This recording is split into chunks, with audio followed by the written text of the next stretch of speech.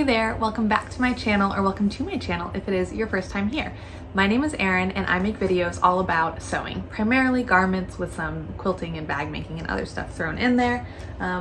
I film most of my videos at the end of the day after my toddler has gone to sleep and I've gone to the gym and I've showered. So I'm fresh-faced in a way, but yeah, this is kind of how I look for most of my videos. Anyway, no one's ever commented on it, so I don't know why I feel the need to comment on it and explain why I look like this, because I think I look great. Whatever. Anyway, this is a hashtag Friday Sews, and I have not done a Friday Sews in 2-ish months, maybe slightly longer actually, maybe like 3 months. It's been a very long time, but I wanted to just sit down and kind of talk about what I have been working on, what my plans are, a little bit about life, all the good usual hashtag Friday Sews stuff. So what I've been working on over the last week is kind of hard to define because it is currently January 2nd. This video is coming out tomorrow, January 3rd, and we just left that like nebulous time between Christmas and New Year's when you don't know what day it is or where you are or what's happening. So the last week is difficult to define, but I will tell you, I made the knot and thread patchwork duffle. So my local quilt shop, which is called Block Therapy, months ago, did a swap. They were part of a swap where a couple different quilt shop locations solicited people, had people send in Ruby Star Society blocks, patchwork pieces, and then they sent them all to one person who mixed them around and then sent them back out. So you got like a mystery little bundle. So I participated in that insofar as I bought the pattern and I had the set of patchwork pieces. In November, I think I actually assembled them and did the quilting, but then I had to wait for some hardware, and then it ended up being Christmas time and I was doing Christmas pajamas. So I finally got around to finishing it. It's not the best bag I've ever made or my best work, but I love it. And it's just really fun. And it's for me, it's not awful. It's just not amazing. There are quite a lot of pleats around the ends. I'm just gonna say that. But it works. I'm actually using it right now. It is packed full of clothes and in my car because I'm going out of town tomorrow. So I'm gonna put it to the test right away. I did do the optional, well, it's not optional because it's not in the pattern, but I did a carrying strap, which Knot and Thread has a blog post on how to add that strap. So like what supplies you need. So I did do that, which I need a carrying strap, like a long carrying strap on a duffel. I cannot get away with just handles. So I did that. It is enjoyable. I will make it again and I will do it with more care and more attention. This was just one of those projects where like things went a little, I won't even say off the rails. There were just times when I was like, I don't care enough. I don't care enough to redo that, which I should care more, but sometimes I just don't. And like I said, it's still very cute. I still love it. And yeah, anyway, I think it's great. I finished that, which I was very excited about. Then I got my cover stitch. So that is very, very exciting.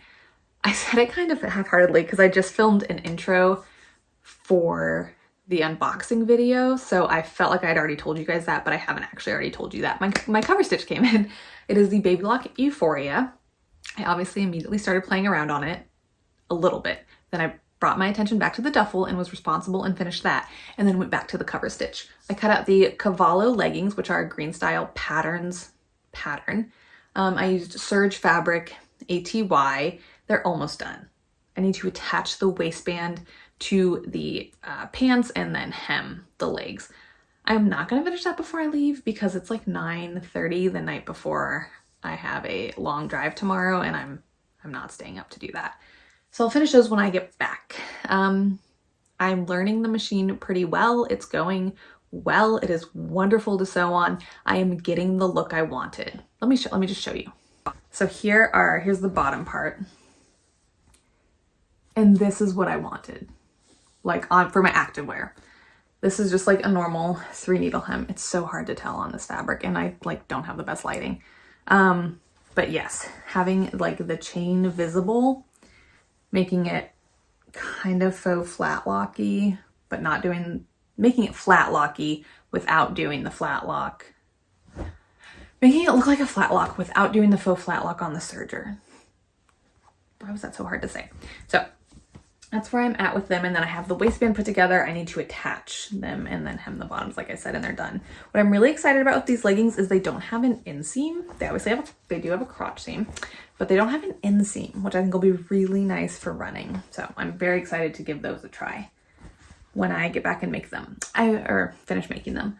I will say the waistband's really small. Let me show you the waistband. I am making a size G, which I have made in other green style patterns before, other tights. I think in a lot of things I've made a size G. I tend to fall like pretty much straight into that. But in the stride tights, I believe I'm also a size G.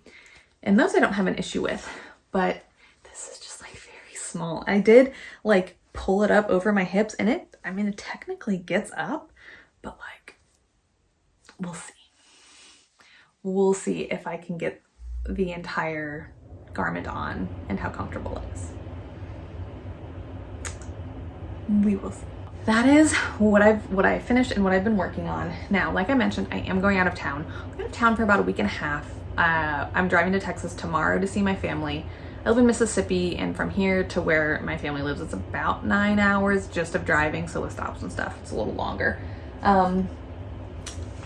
I'm driving with my daughter and our dog tomorrow, and then my husband's flying out next week to spend the weekend there, and then we'll all drive back together, which is so nice to not have to do that drive twice by myself. I've done it multiple times, but like, it's just nicer to have another adult there to help with all of the small things when we stop and stuff. So that is what's going on. I am going to be staying at my mom's house, and she has a sewing machine and a whole sewing room. I do usually bring sewing projects, and I have even brought like my serger before, but I am not doing that this time. I'm just not feeling it. Oh, sorry.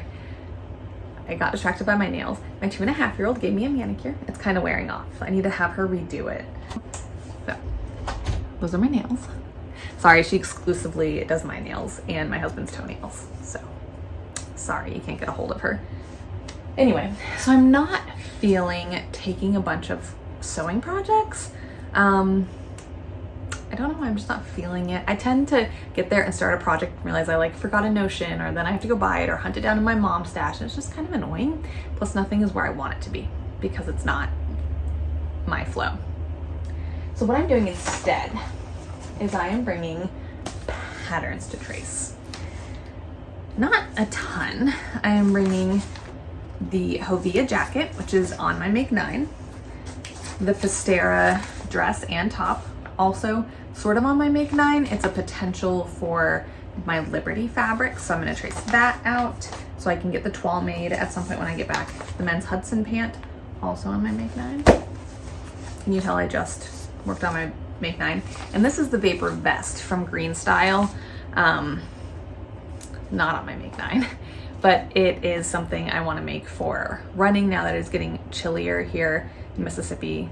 At the beginning of January, it is sort of starting to get chillier. I'm gonna make a running vest out of some ripstop. So I wanna trace that off. That's the like sewing related stuff. I'm also bringing Crossstitch. I am bringing the Waxing Moon Designs Winter House Trio from my Make 9. I bought a Q-snap, which is a type of hoop basically, so that I can be like a real cross stitcher.